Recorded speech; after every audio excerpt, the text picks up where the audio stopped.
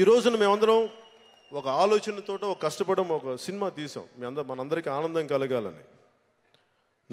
నాకు ప్రతి సినిమా నేను కష్టపడి చేస్తాను. అది నచ్చుద్దా లేదా నేను బయట చెప్పి నాకు ప్రమోట్ చేయడం నాకు ఇష్టం లేదు. మీకు నచ్చితే మనస్ఫూర్తిగా ఇష్టపడండి, చూడండి. నచ్చకపోతే మీరు ఎలాంటి రిజల్ట్ ఇచ్చి నేను మనస్ఫూర్తిగా తీసుకుంటాను. దాంట్లో ఏమటికి వెనకాడు. కానీ ఈ సినిమాకి శరత్ మరార్ గారి సినిమా చేయాలనుకున్నప్పుడు నాకు అన్ని రకాల మంచి మిత్రుడు ఆయన. సో ఆయన కోసం ఈ సినిమా చేశాను. అలాగే ఈ సినిమాని అసలు ముందస్తుగా రైటర్గా అనుకున్నప్పుడు ఆకుల శివ అనే రైటర్ ఉన్నారు.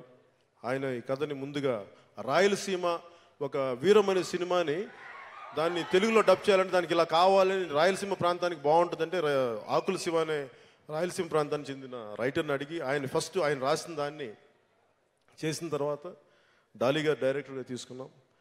డాలీ గారు చాలా సున్నితమైన దర్శకుడు, చాలా బాగా తీస్తారు సినిమా.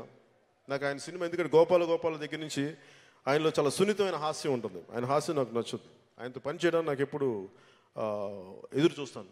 బాగుంటుంది ఆయనతో అట్మాస్ఫియర్. సుబ్బు, నీకు తెలుసా నాకు ఎర్లీ మార్నింగ్ ఒక కల వచ్చింది. నువ్వు నన్ను జ్యువెలరీ షాప్కి తీసుకెళ్ళి వడ్డానం కొనిచ్చావంట. ఏ టైంకి? గుర్తులేదు సుబ్బు, 5కి అనుకుంటా. అదే మరి 5కి మీ బాబు వచ్చి బిల్లు కట్టినట్టు నాకు కాల్ వచ్చింది.